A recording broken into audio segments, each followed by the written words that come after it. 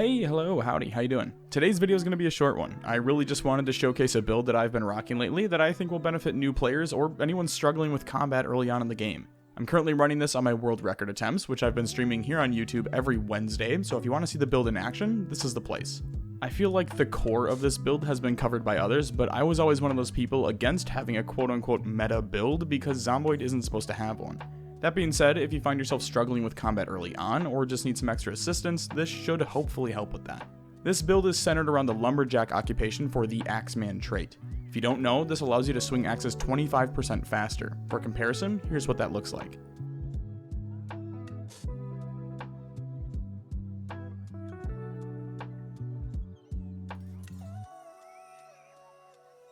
With Lumberjack, we're going to stack some positives. I'll typically always go Dexterous, Outdoorsman, and Gymnast.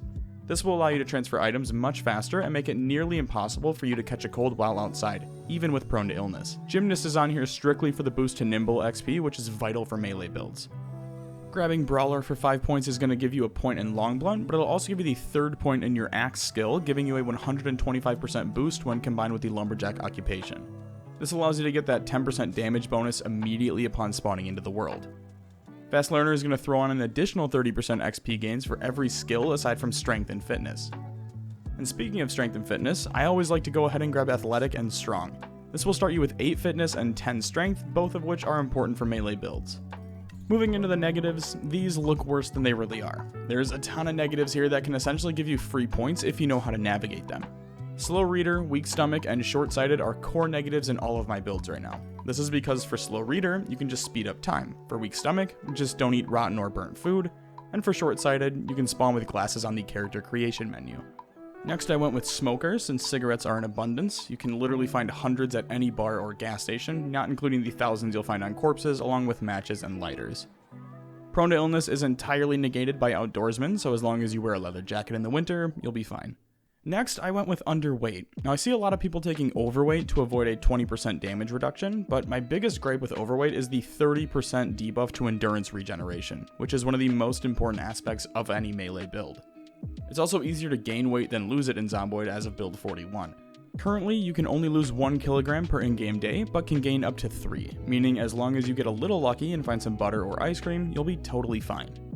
It's also worth noting that 20% damage debuff with Underweight will be slightly negated by the 10% buff you're going to get when starting with Axe level 3. Slow Healer can be annoying, but it's on par with Slow Reader. Just speed up time and spend a day at your base. High Thirst is another free trait here. Just carry an extra water bottle on you and enable auto drink and you won't even notice it. Thin Skin tends to scare people. In all honesty, when you're playing on apocalypse settings, you're in a perennial state of getting potentially one-shotted all the time. It's what makes Zomboid so difficult, and with that in mind, taking Thin Skin boosts your chance of actually getting injured from zombies, but it doesn't take protection into calculations.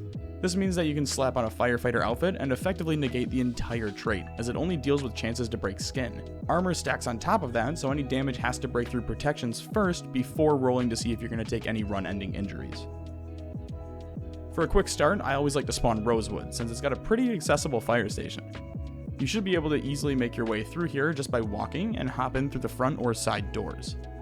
There's always axes spawning in the back left storage room, so all you need to do is get into the garage and head directly to where I'm going. This will set you up for weeks depending on how much fighting you actually plan on doing.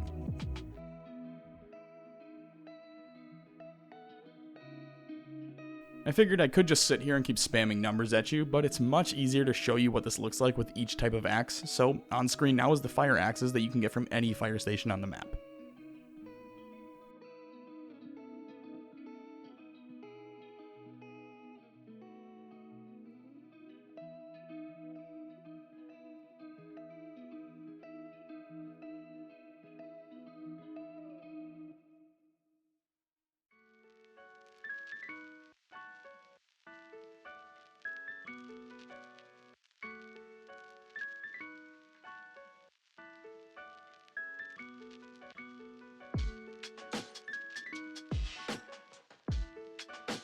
Next up is the hand axes, which are my personal favorite. They deal similar damage but use way less stamina. They can commonly be found in tool or hardware stores and have a chance to spawn on zombies.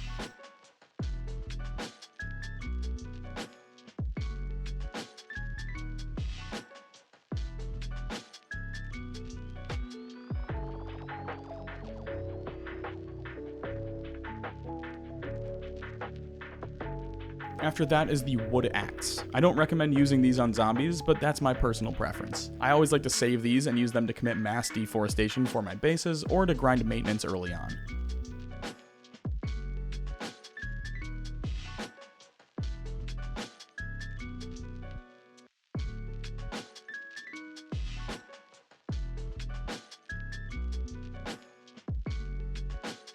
The pickaxe is elite, but has slower swing speed and uses a ton of stamina. It's on par with the wood axe, but does just a little less damage. I'll use these if I have nothing else, but there's better options.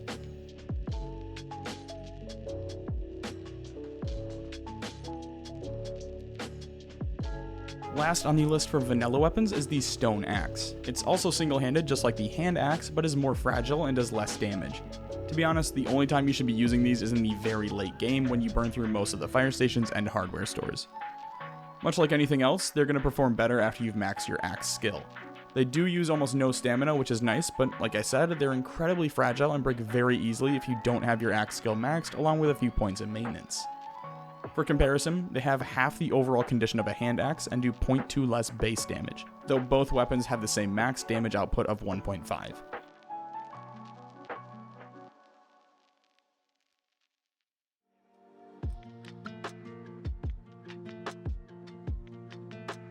If you have any questions about the build, feel free to ask in the comments, and I'll try my best to be available for responses. I was always a skeptic about the lumberjack occupation, but honestly, since I've been playing it, I've been finding it really hard to play anything else. It's just a weird feeling dropping back down to a normal swing speed after whipping an axe around like Jack Torrance for weeks. A very special thank you to all my YouTube members and Patreon supporters, who are the reason I even tried this build out after campaigning against it for so long. I appreciate you all, and as always, thanks for stopping by.